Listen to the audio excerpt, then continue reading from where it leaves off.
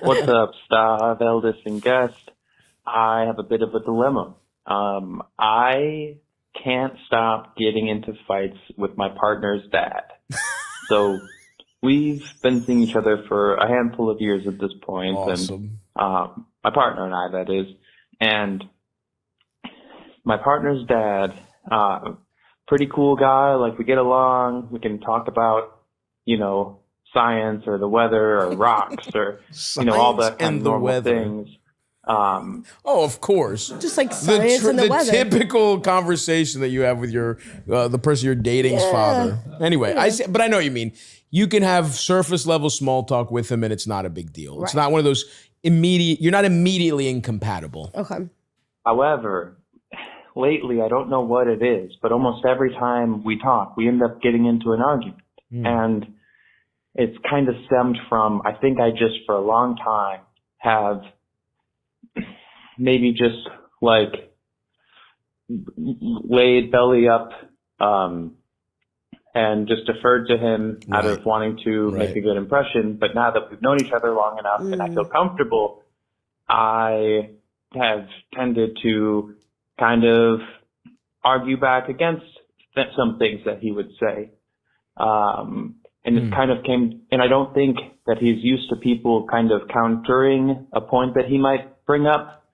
And so it comes to a boiling point almost every time I see their family, and I'm not sure what to do here. Like, do I just learn how to go belly up?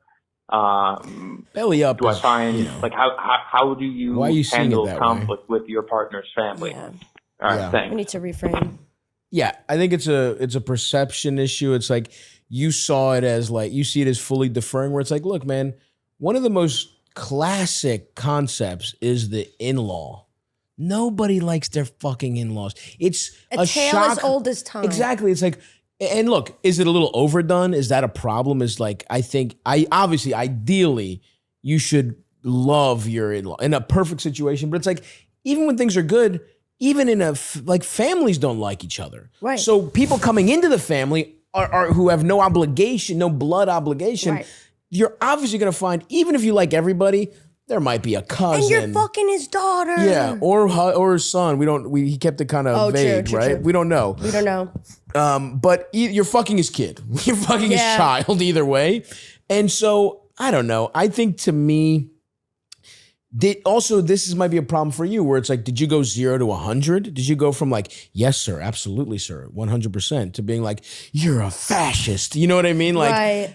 What's the nature of these conversations? There's ways to gently check and it's also, you have to think like, what am I getting out of this? Right. One time I went to hang out with my dad and his friend, they're having like, these old Greek guys are talking about how good a job Trump is doing with immigration. And it's like, I was losing my mind. I was like, you guys know we're immigrants? Like, do you understand? I was like, why don't you go back to Greece? And he was like, and he couldn't even fathom that, and I came in and, I'll be honest, completely fucked the vibes up. Yeah. Right? Like, they're doing classic barbershop talk where one guy's a liberal, one guy's and I'm like, and he just caught me and it was being so annoying that I was just, but it really was just the hypocrisy of being like, bro, you're saying you can't even really speak English. Right. You can't say this with an accent. You can't be like, I support everything the ICE administration is doing, right? You sound dumb as fuck. Yeah. And I fucked the vibes up. Why did I let that guy get to me? He's a fucking idiot.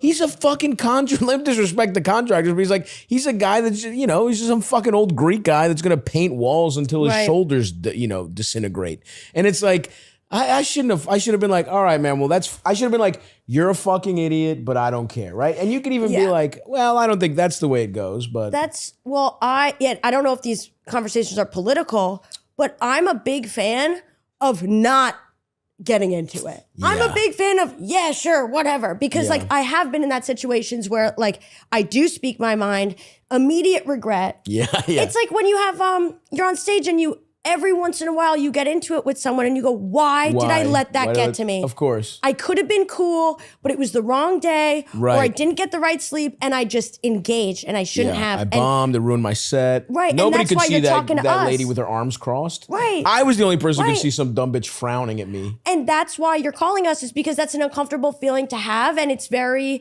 unnerving when it happens with people that are going to be family forever. Yeah. But here's the thing, is like all you can do is control yourself so that you don't have that feeling after. Yeah. All you can do is work on having those immediate reactions calmed and taking the deep breath to separate the space between when he says something triggering and when you actually erupt. Yeah, Because right, all right, you can right. do is practice the stoicism of like, okay, yeah, he said something ridiculous. Yeah. Who cares? You can laugh at him. You can be like, that's fucking stupid. But Right. anyway. And then you go with your partner and you whisper upstairs and you talk shit about it. That's what draws you closer. Right. Is like, oh my God, my parents are crazy. Oh yeah. Like, I don't know. I think you have to work on your response to it. And another thing, sorry, I'm being a little bit chatty. No, this is what we're here for. The men late in life are very at risk of depression. This is the suicide rates among elderly men are the Really? highest they can be. I don't know if this is still true. Yeah, no. Audience, this is not please the kind of, fact check us. again, we don't have to But research. be mindful of like you are. I don't know how old he is. That's a good I don't know point. what's going on in his life, but people are dealing with maybe retirement. Retirement can really change people's Sure, self-esteem and right. their routines, and like maybe Feeling he's having useless. depression. Yeah. And maybe he's a little blue and he's getting a little feisty, and maybe you need to find some compassion for him so that that can help you have that moment between he said something ridiculous and I fight back. Yeah, I think that's a really good point of like kind of seeing these people. Because it's like, you know, even people you don't agree with who did fucking bad shit, you're like, would I trade at this moment in time? Would I trade lives with this person? It's like, fuck no. His life sucks dick. Is this person hurting? Yeah, it's like so that's good context to have. I also think like, what are these arguments about? Like, okay, it's one thing if he's like, I think it's good. I think what's happening in Gaza's good. You know what I mean? Like Right. that's something you'd be like, no. Right. That's when you're like, all right, man. Like it's okay to have red lines where you're like, Right. I have to, for myself, say something. But it's another thing if he just says something a little annoying. Right. And especially when he's saying you get along with him and he's a cool guy. Like you're not saying like, my partner's dad is this fucking, is this MAGA, asshole who, sure, I can talk about rocks with him as everyone can. Right. But as soon as the conversation turns into anything serious, we butt heads. You said, this is a pretty cool guy. Yeah. And lately, now that I feel comfortable, I'm being a cunt to him. Like that's kind of what you sound like. Where you're like, now that I feel like I can speak my mind, I'm being a dickhead. Unless we know what the thing is. Because from our perspective, it's like, now you're comfortable. You went from deferring and being polite. And he's like, hey, why is my kid's fucking boyfriend all of a sudden checking me on everything? Right. Because that's another way to look at it. So I don't know. He didn't give us any context on what they're arguing about, did he? We don't know.